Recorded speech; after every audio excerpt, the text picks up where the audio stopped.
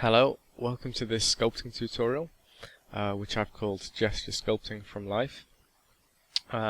Before we get started, I just want to take a minute to explain what I mean by that, why I've given it this ever so slightly pretentious title.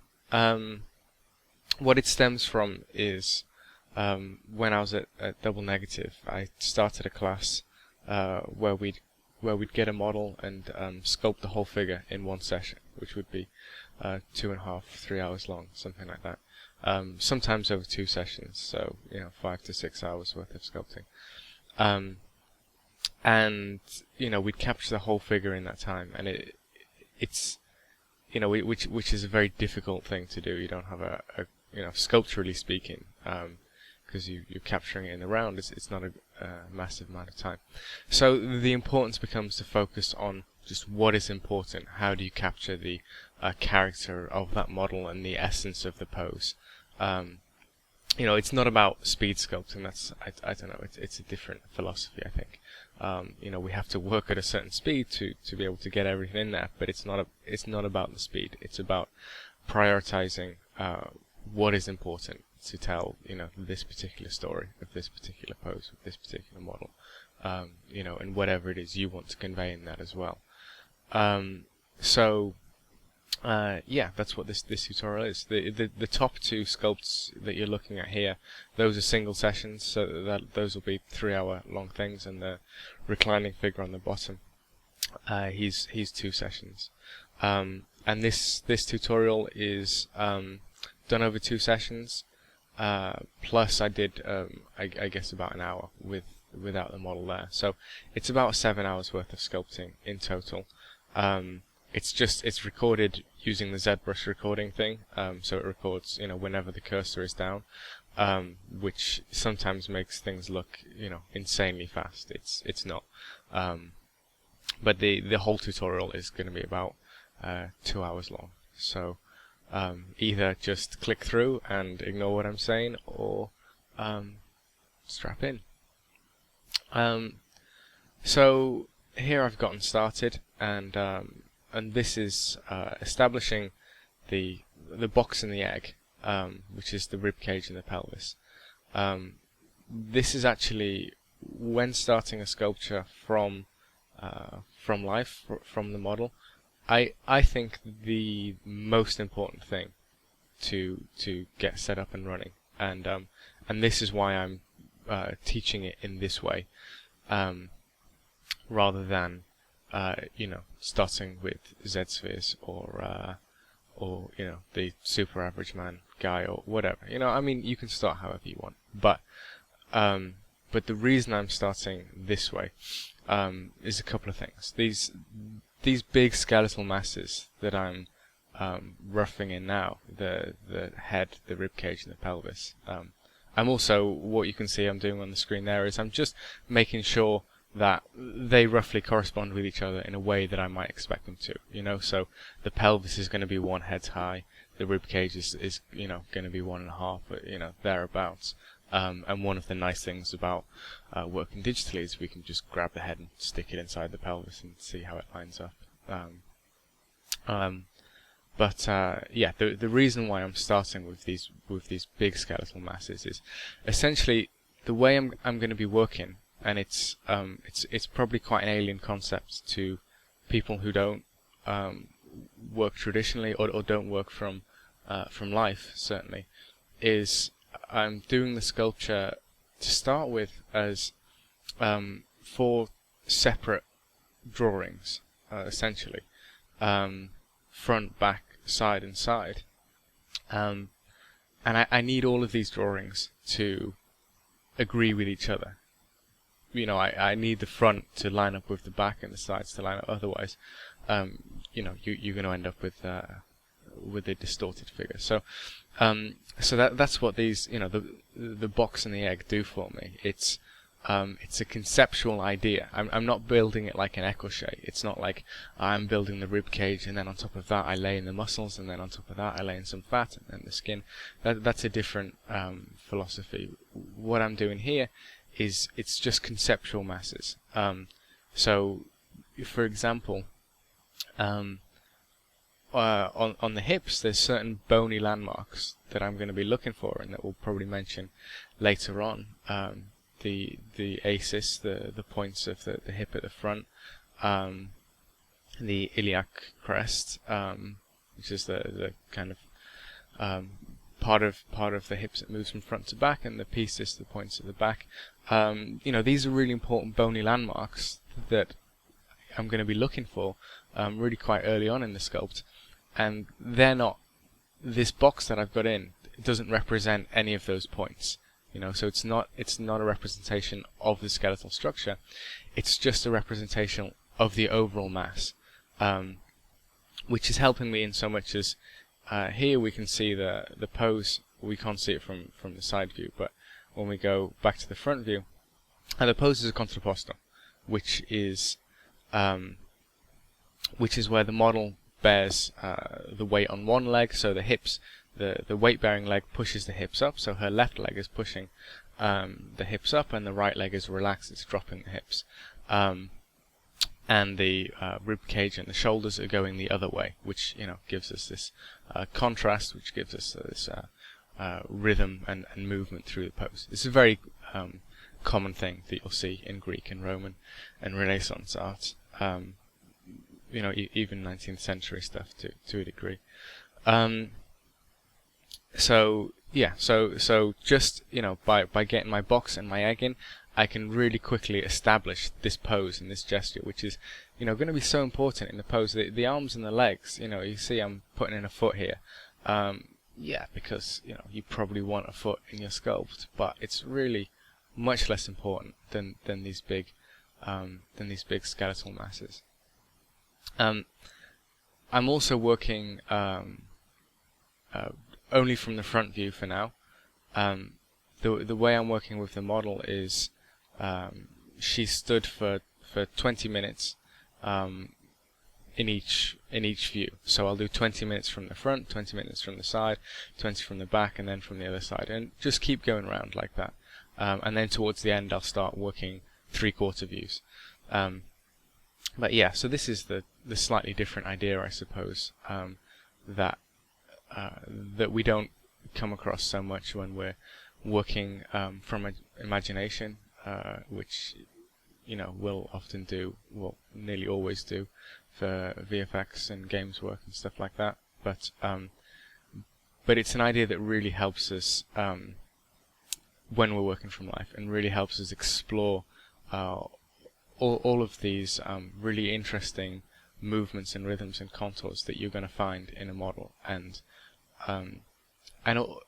find all of these things that the model is going to bring to your sculpt. That however sharp, however profound your understanding of design and anatomy is, there's always going to be surprises that the model brings, and that you want to that you want to find, that you would never have found without the model. One of my friends once explained this to me. Used an analogy of a chess game or a boxing match or something, where you come to it with your, you know what the end result that you want to be is, and you kind of have a rough idea, or you have a game plan of how you're going to get there, and then you have everything you've done in preparation for that. In a boxing match, that will be all the training you're doing. In this case, it's all the studies you've ever done beforehand, all the times you spent just going over an anatomy book, studying old master stuff, whatever it is, So you have a good idea how you want things to go, but then when you get into a chess game or a boxing match, your opponent also brings something, and you have to change and react organically to that. And this is the thing with working with a model as well. I've set up the pose. There's certain rhythms and movements in the pose that I want to find. There's certain characteristics of the model that I'm interested in finding. There's a certain mood I would like the sculpture to convey, and all of this stuff. And yet, when the model is up there and I'm studying her, there's 1,000 things that I would never have thought of. It could be a big thing. Maybe she you know, once when she's coming out of the pose, she changes her hand, and I go, shit, that's a much nicer movement there, you know. Or maybe it's just she takes a breath, and I see part of the rib cage in a way that I wouldn't have ever imagined it being, but it's so interesting, you know, that you want to capture it. There's a Rodin sculpture, one of his more famous ones, called Age of Bronze, and I think he was working on that for over a year or something, a long time, and really struggling with it. He had an ex-soldier as his model, and you know was struggling with just what pose it was he wanted to do, and at some point after a particularly arduous session, you know, he's putting the model in these convoluted poses, and when the model comes out of the pose, he stretches, and that was the thing. That was the thing that Rodin captured for the final sculpt. If you look it up, if you're not familiar with it, the Age of Bronze, it's kind of like you know, it's a male figure waking up, is how it looks, you know, and it came from what the model was bringing to the table. You know, Rodin brings a thousand, a million, infinite amount of things off his own bat as well, but he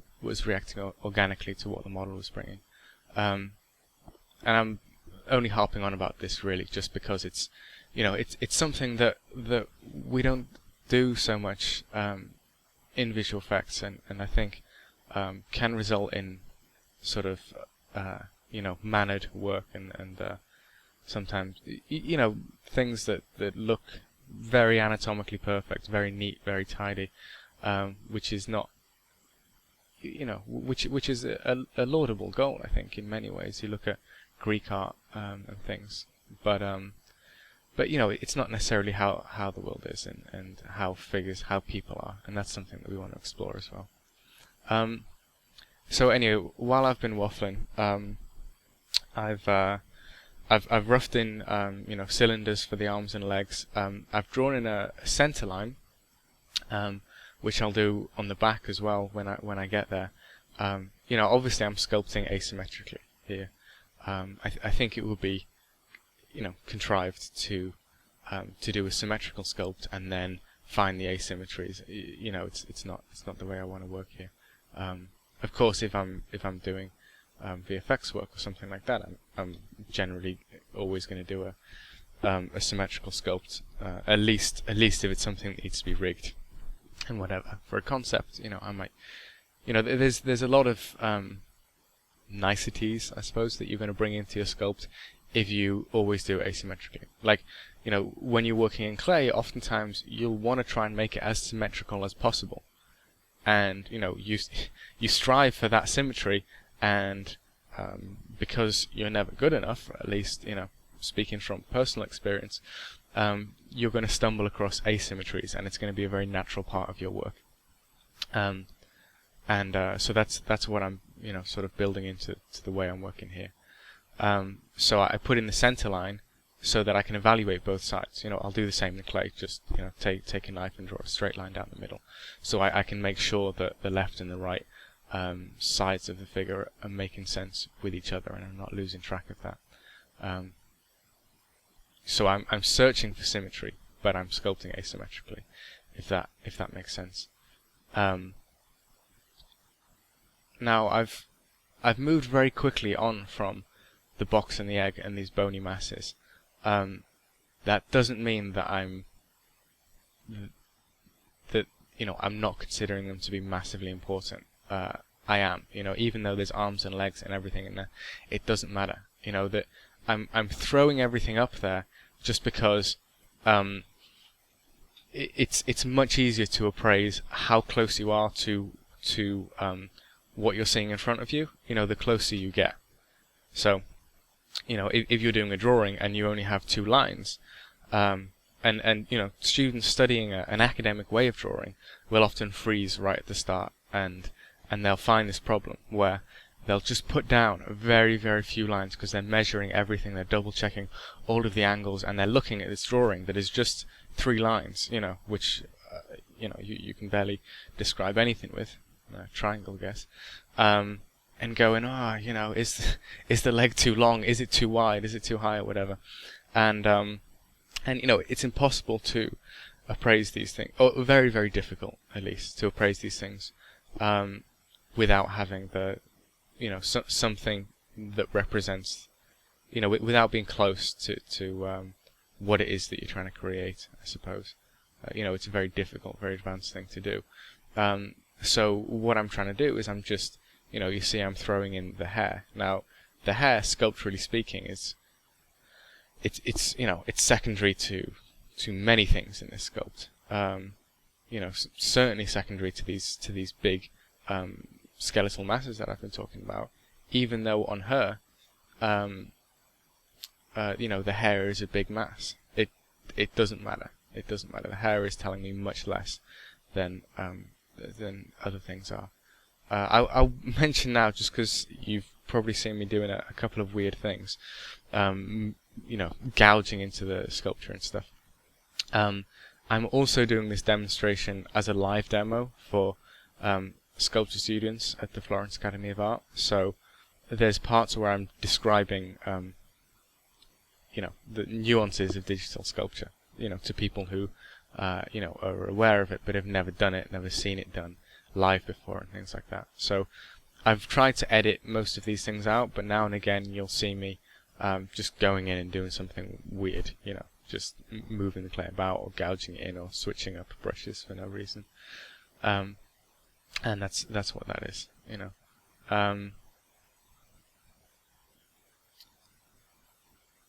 Yeah, so here I'm on the back view. So this is going to be my third 20-minute session. 20 minutes, like I say, from each view. You see I've drawn in the center lines again.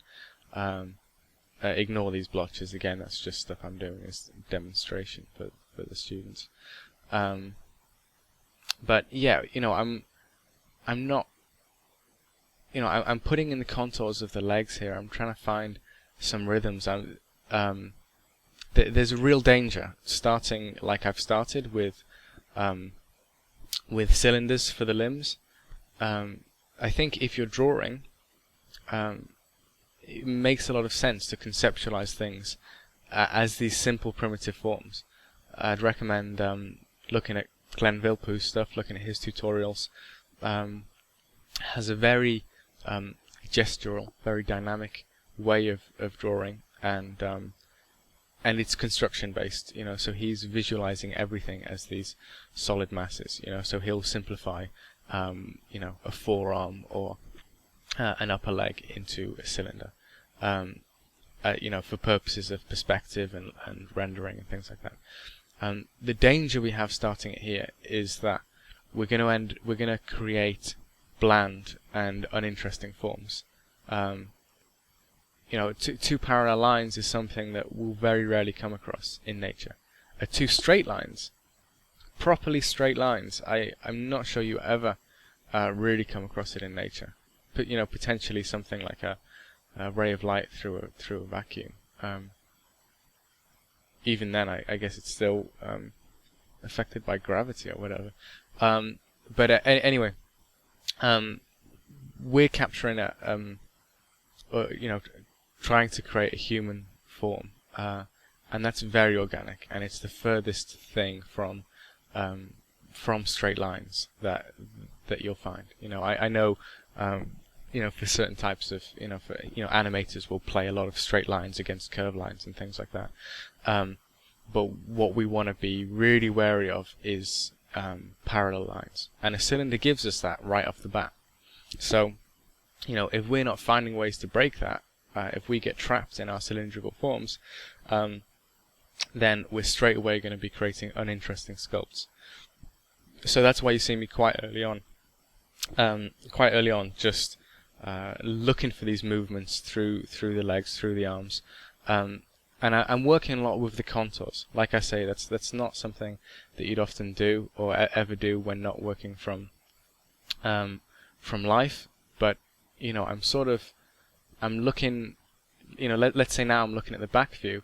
I'm looking at the silhouette of that outside leg, what rhythms that's creating, and then I'm looking, you know, the silhouette of the outside and compare that to the silhouette of the inside. Ignore these marks. You know, I'm not interested in small marks like this at this point. It's just explaining stuff to some students. I always want to be comparing, let's say for that standing leg, the outside to the inside, because there's always going to be a movement, a rhythm through that, comparing the curves to the left, the curves on the right. They'll never be similar, and they'll never be, they'll certainly never be parallel. And by comparing one against the other, it's going to help isolate and help make clear these sorts of rhythms and movements that are going to make your sculpt much more interesting. Interesting is a bad word to use, actually, terrible word to use in this case. What's his name? Mamet, David Mamet, the author and screenwriter, director, has a great little book on directing film, and he talks about this point of, he kind of says to the students there, like, how would I, I've got a bunch of students coming into a classroom and I want to film it. How would I film it? And one of them suggests something like, film it from top down. He asks why, and the student says, because it's more interesting. And he says, well, this is the problem that we find so often with all sorts of artistic medium. Why am I interested in being interested? I want to tell the story of why those students are entering the classroom. What is the mood as they enter? What is the purpose of the entrance? What is the purpose of that shot? That's what you want to describe with that shot. Not being interesting for the sake of being interesting, because that's very uninteresting. That's not telling you anything about anything. So the reason why I'm going off on this tangent is just because I accidentally used the word interesting, and that's not what I'm looking for in this sculpt. I'm not looking for interest, because that would probably result in me making lots of confusing and weird little shapes. What I'm looking for is, what are these big movements? How is she standing? How is she bearing the weight on her leg? What's that affecting in the rest of the pose? What it's doing is it's pushing the hips out. The leg swings in. We get these really nice and beautiful rhythms and S-curves that move through the figure. Later on, I'm going to talk more about the large rhythms that we're looking for here. But essentially, the pose is kind of two S-curves or a figure eight sort of thing. And it's set up in a way that it leads you around the sculpt. So these are all things that I'm thinking of. And how do I describe the pose? Well, right from the get-go, I've been looking for the bony masses. Now I've got the limbs in there. I'm really going to be thinking about, what are these bony landmarks that I want to look for. The epicondyles of the humerus and of the femur, and the bony points of the ankle and head of the ulna. All of these things are going to tell me pretty much all I need to know.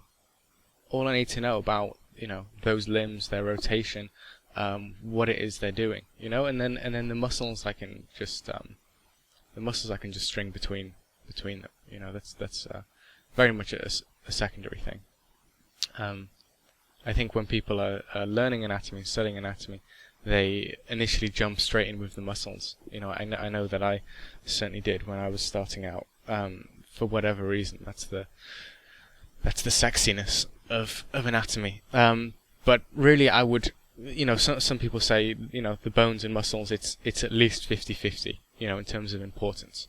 For me, I would slightly prioritize the skeletal structure. If you take the muscles off the skeleton, you still know everything you need to know about that pose, really. I mean, potentially not things like, tension and things like that, but, it's telling you most of what you need to know. So here I'm just gonna briefly interject to talk about, from this view, what is that big rhythm I'm looking for? And it's just a big arc, really. I'm really scared of making her straight up and down. I really want to be worried about straight verticals, straight horizontals, things like that. So from this view, the predominant movement that I'm looking for is a big arc, and I can't remember how much I capture that, but hopefully I'm going to grab the hips and push them forward a bit, or grab the legs and push them back and really accentuate that movement. One of the final, maybe the last sculpture that Michelangelo ever did, his Pietà in Milan. He did 3, but there was one he did when he was about 80 years old, and it looks like a piece of modern art. He was nearly blind at the time, but it's really interesting because it's just based off of one big curve, essentially, at least from the side view, and it's an inverse of this curve. It comes forward towards you. So here from the front view, this is one of the big rhythms I'm looking for. I mentioned before that from this view, it's essentially a figure 8 pose. So there's this big curve. You see how it comes down from the arm into the standing leg and then back again. But then really it would come up again through the knee of the relaxed leg, back around into the lower, the relaxed arm, her left arm, back there and back into the head and round again. So you get this movement. And I don't want any, when I'm sculpting, I want to be very aware of this because I want to position the limbs and line up everything to accentuate this movement, and I never want to lose sight of that. And I never want to get obsessed with details that might kind of cause the flow of this movement to stop. I want this to be accentuated as much as possible. And you can also see the way the pose is set up. The head is looking down to the left. That's naturally, your eye is naturally going to follow the gaze of the model, and I'm hoping that's going to lead you into well, you can't see it from this view, but the left arm, the lower arm, which is going to lead you down and round to the back. So you're gonna, if this was a real sculpture, you'd want to walk around it, I hope. And then when you go around the back, that arm is going to keep leading you round into the leg, which is going to guide you round into the front again. So this is the idea of the pose. This is the big things that I'm looking for. And and if I capture that, then I'm on to a winner. And if I don't, then who cares how beautifully sculpted the ribs may be or whatever, which they're not. I've seen the end result, and they're not. But that's not the point of what I'm doing here. I'm not trying to capture beauty necessarily for the sake of it. I'm just exploring. Exploring these bigger ideas, I suppose. I'm also not right now, but I'm like here. I'm looking back from the sculpture a lot. So in real life terms, in clay sculpture, what this means is I'll be looking at the sculpture from about 3 meters away. That's primarily what I'm doing most of the time. So I'm looking, I see something that I want to change, I go to it, I make my mark, and then I stand back and I look. And that forces you to constantly appraise the big picture and not to get obsessed with the details. Which the details can be great and nice and breathtaking, but it's something that probably you want to prioritize later on. So at the moment, and you can't see this really because the way the recording is working is it's only working when I've actually got my pen down and doing something. So which gives the illusion that I'm just this furious workhorse, just unstoppably putting down marks, changing things, doing this, doing that, and that's not the case. I'm spending a lot of time just with the sculpture quite small in my viewport, about this distance away, and I'm just looking, just looking, and seeing what it is that I need to find, and then changing it, and then going back in. That's something that I think again is often underutilized, really. Artists throughout the ages have constantly found ways to to keep the eye fresh, to keep the eye focused on the you know, the bigger impression of things. You know, oftentimes people will use a mirror in drawing, painting, and sculpture, and you can use that. You know, I have never used it in digital sculpture. You could probably just flip it or something digitally, but traditionally people have always used a mirror. So you know, so you get when you're looking at it, you get a reversed image of the thing that you've been studying, and suddenly you've got a fresh eye, and suddenly you see 1,000 things that you need to change. You know, when you thought all you needed to do was, you know, tweak the corner of the eye and you were done. You know, and you can use a mirror a whole bunch of different ways. You can use it to flip it. You'll see Photoshop artists doing this a lot. Concept guys just flipping the image left to right, flipping the image up and down as well, so it's upside down, and just, you know, just focusing on, does the composition work? Do the shapes work? You know, before you know, does the texture of it work? You know, the smaller things and stuff like that. So you know, yeah, I can't overstress that. Just, you know, trying to focus on the big picture as much as possible.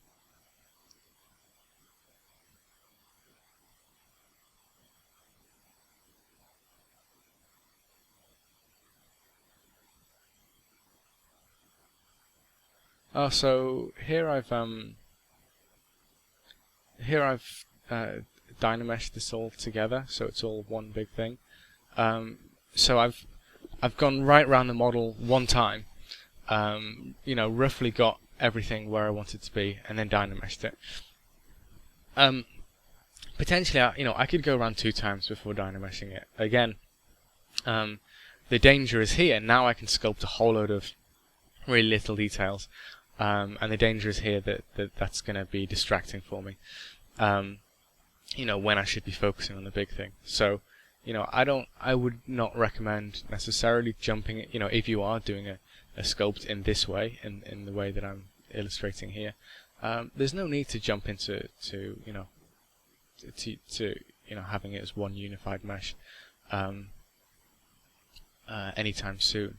You know, because once I want to rotate let's say I just want to rotate the hips now, or the rib cage, suddenly it's a little bit awkward, because it's you know, it's going to start messing up with the mesh and things like that.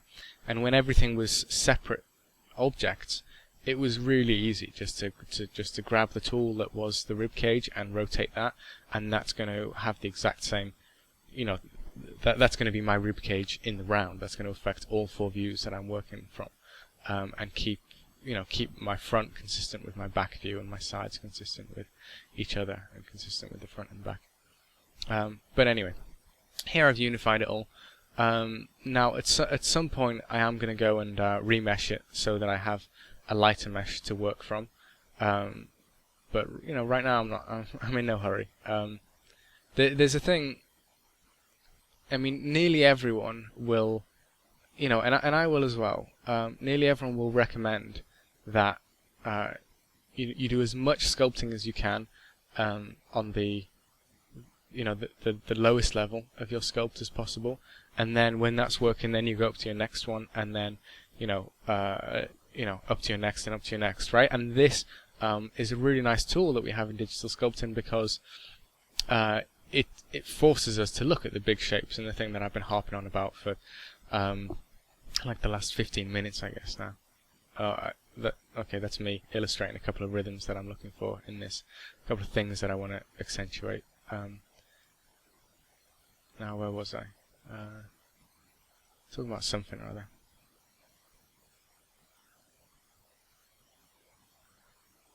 other. Right. Sorry. Yeah, the subdividing it. Yeah, so, you know, if you're working on your low subdivisions, that's forcing you to not think about the details and things like that. And that's a great thing. The reason why I'm not doing that straight away, and why I'm just working on this quite dense mesh, is that I draw a lot on my sculpts.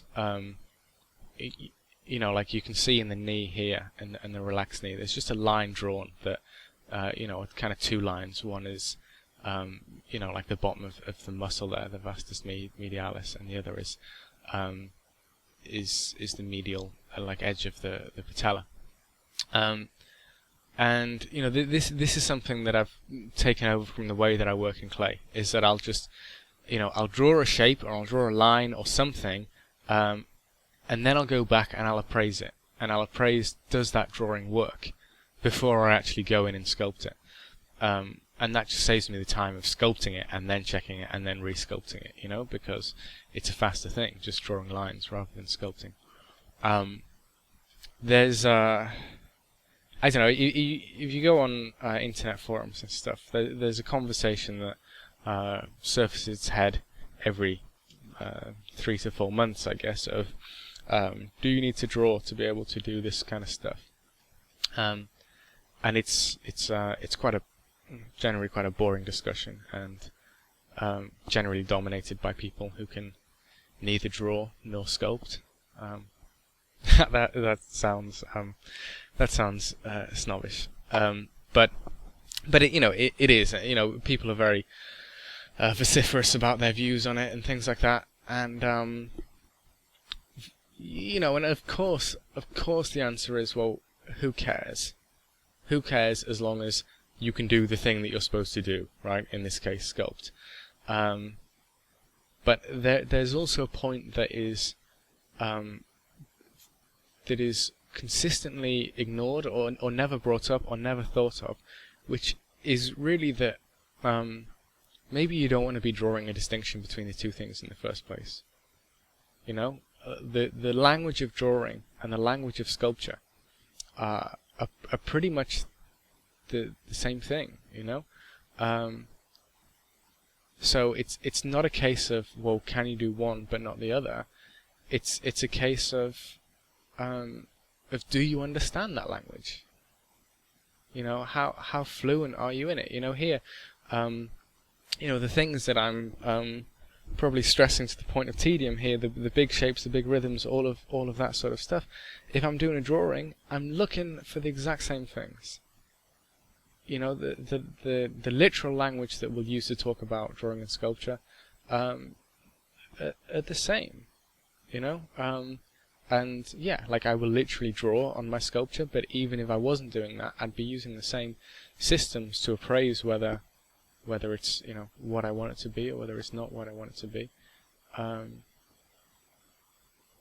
You know, it's like you take two books written in a language. So let's say two books written in English. You have like a Harry Potter book and 50 Shades of Grey. And if you were to ask, well, do you need to understand 50 Shades of Grey in order to understand Harry Potter? That seems like an absurd question.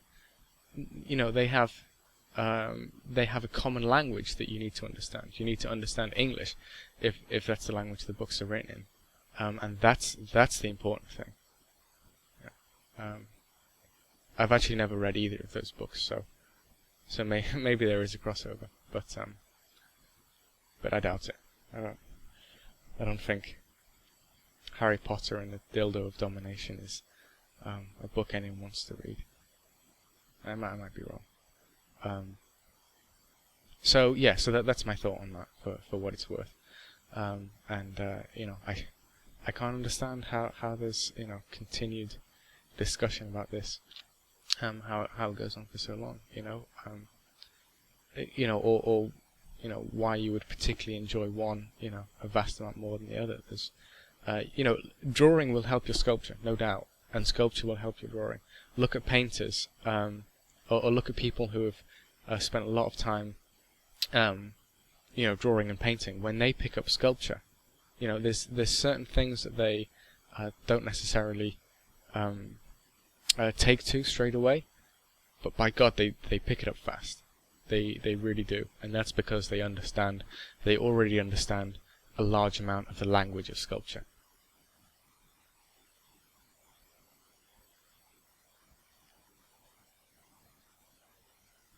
One thing that I don't think I've touched on is yeah. Sorry, here you can see me just making in these deep gouges, making in these marks and lines. You know, that if the gouges and the lines work, then I know a more refined sculpt is going to work, you know. And if they don't work, it's unlikely that refining them is going to help that much.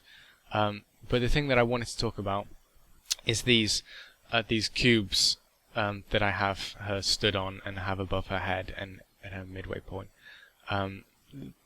This is something I should have mentioned right at the start, about 40 minutes ago. So apologies for that, because it's actually quite important. These are they're giving me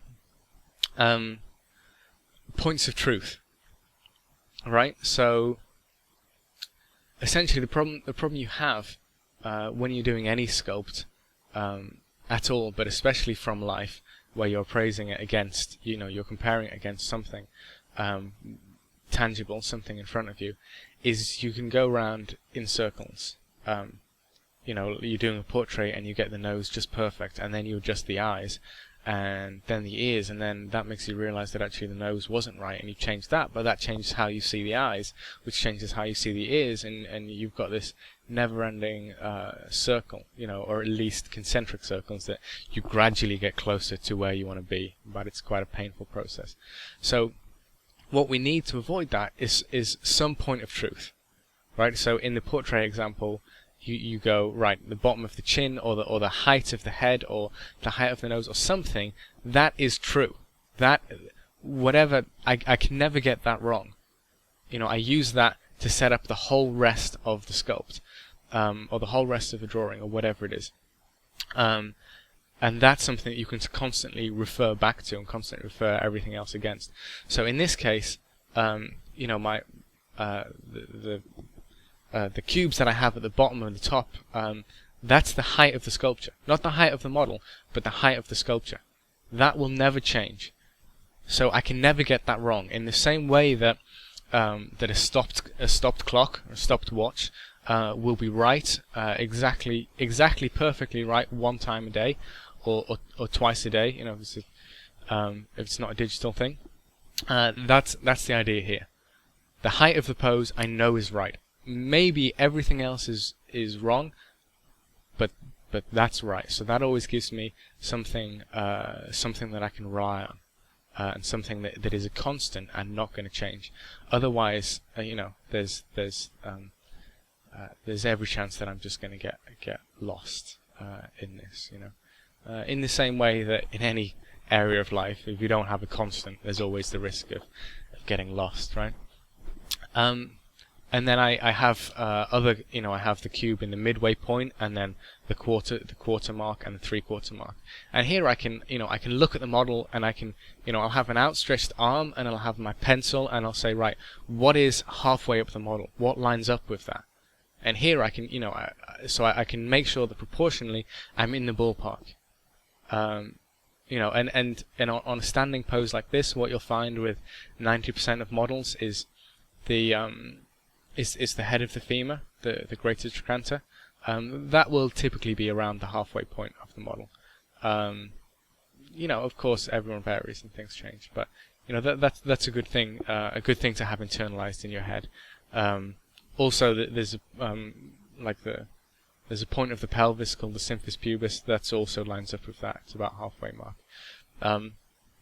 It's roughly where the pubic hair will start as well. So you know So you have the bony landmarks of the greater trochanters, if you can find them, which hopefully I'll mention at some point in this sculpt, because they do exist here. And yeah, if you have the line of the pubic hair, then that's often, sometimes it'll, you know, give you a rough halfway mark as well. You know, and then I'll look at the quarter and 3/4 points and sort of be like, right, well, where does that quarter point line up with? How does it relate to the knee? Is it slightly above the knee? Is it slightly below the knee? These things are, you know, comparative measurements essentially, and they're very helpful at this point when I'm, you know, where I still might have some things proportionally quite wonky, you know. So I'll use these things to compare against them.